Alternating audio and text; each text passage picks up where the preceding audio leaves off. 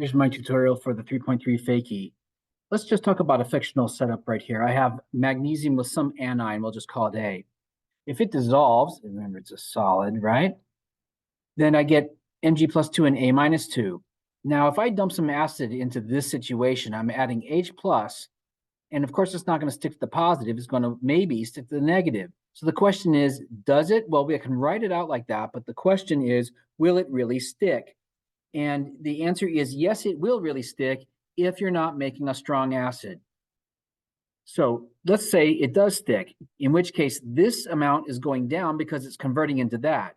It has less and less chance of reuniting one of these with one of those to remake the solid, because we keep removing it by putting it in there, by sticking it onto the H's. We've done the Le Chatelier principle stressing a system idea. By removing some of this, it makes the system shift right, and therefore the molar solubility will go up because we're making this the weak side and everything will shift right. The real question here is, will it stick? Because if we say that this is Cl, 2Cl, and then that's 2Cl, and then we're making HCl, the reality is we can write this on paper, but you're making a strong acid in water, which is not possible. You can't actually stick these two together. Now, you need your strong acid list, and it's on the board.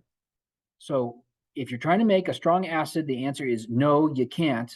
You can't stick these two together. The whole point of a strong acid is that the H's immediately come off in water.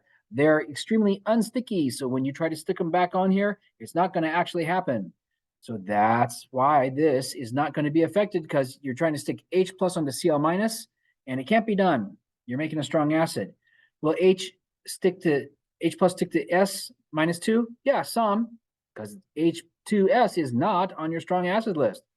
Will it stick to CO3? Very much. In fact, I made a big speech about how you get that when you stick H's onto CO3, and that even wants to become that, which is two of the most stable preferred products in the world. There's water all over the place and CO2 all over the place, and they don't sit around just reacting with stuff. They're very stable. Nature likes to make stable things that release energy. And before somebody can go and say, no, those are the reactants for photosynthesis, they are. But that didn't just sit around and happen. That took a very specific process that took a lot of evolution and is very dedicated to just doing that, and needs sunlight to power it for these to go back and get torn up and rearranged and turn into sugars. They don't just sit around and do stuff. So do the H's stick to that? Yes. Will this dissolve more and more as the CO3 gets removed? Yes. Will H's stick to OH? Come on, that's water. Of course they will. Will they stick to NO2? Now, that's not NO3, so yes, they will some. Will they stick to I? No, because then you're trying to make HI, and that is a strong acid, and it won't actually happen. Number 2, we have a fictional salt, AB2. It's a solid, and it dissolves into these. So the KSP would be this to the first times 2s. Remember, this is going to be double that one, 2s, and remember, it's to the power of the number in front. This, for like the 19th time, turns into 4s cubed. We don't know what S is. What are we finding? The molar solubility. What is the... Well, we're finding A plus 2 molarity.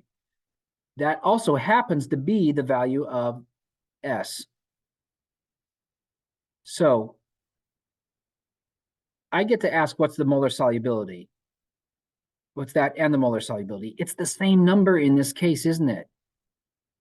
S is always the molar solubility. That might be a note to self, although I did say that before. S is the molar solubility, this S. So we know K, we know 4s cubed, divide by 4, take the cube root, and we got S. So did we find A plus 2 molarity? Yes, because this is the value of that molarity. It's also the molar solubility. It's how much of this you can dissolve per liter. It's the moles per liter. You can dissolve this. If you dissolve one of these, you get one of those, and two of that. If you dissolve 10 of these, you get 10 of that and 20 of those. Now, let's dose this ahead of time with 0.6 molarity of NAB. We know the NA's come off, so let's just do this mentally, and the NAs aren't going to affect anything. So how much A plus 2 do we have? None. And we have 0.6 of the B minus. We're going to add S of this and 2S of that, which means this is what we have at equilibrium. So this goes here, and remember it's squared. Now, to get us out of using the quadratic formula, we can just cross this out. If the K being used is 3 decimals or greater away from, smaller than, the molarity being used, then adding this in won't matter enough to take all the time and trouble to use the quadratic formula. And this is E-1, and that is E-7, so we're way beyond it. Scratching this out won't make any difference. So I scratched it out and I got this. I squared that and I got this. I divided and I got that. That is S. That is also the A plus 2 molarity, and it is the molar solubility. So does the molar solubility get affected by adding the solid? It does what? This number is a good bit smaller than that. In fact, it's over 1,000 times smaller. So yeah, adding a common ion first lowers the molar solubility. On 3, we want to know if precipitate forms, which means we need to find Q so we can compare it to KSP. What is Q? It's going to be this molarity times that molarity squared. Now, it's really tempting, and I have made this mistake on this exact problem, to say, oh, it's S and 2S. You can probably even see it there. That's not what's happening. We don't have any solid, so nothing is traveling from here to there. You can't say, oh, and this will be double and so forth. We only have the aqueous and the aqueous. There was no solid, so we don't have it pre-dosed like before. On the previous one, we were asking if it affects the solubility, the amount that dissolves, but on this one, there was no solid to dissolve, so we're just going to take the molarity to the first and the molarity squared. What is the molarity? Remember that molarity times liters divided by the new liters, because the milliliters and milliliters add up, gives us the new molarity. And also, on this version, I decided we would just scratch out that 0 and that 0 so that it matches my math. Actually, I just made a mistake, but we'll fix it that way. And molarity times liters divided by new liters gives us the new molarity. So this goes there, and that goes there, and it's squared and multiplied, and we get this, and Q is smaller than K, meaning it is not this situation where Q is above K, in which case all this would be a precipitate. In this case, that didn't happen. Our Q is down here, and we have not hit the maximum, and nature won't be able to make a precipitate here. On double I, notice we have a saturated solution, so we presumably have a little solid in there, so we can say that there will be some solid attempting to dissolve, in which case we would get S and 2S. However, it also is preloaded with 0.45 moles of NaCl in 2 liters. Notice 2 liters, which is why this value is half of that one, because the molarity is the moles divided by the 2 liters. So it's been loaded with 0.225 molarity of Cl minus. Sorry, this is where we got the Cl minus, of course, right?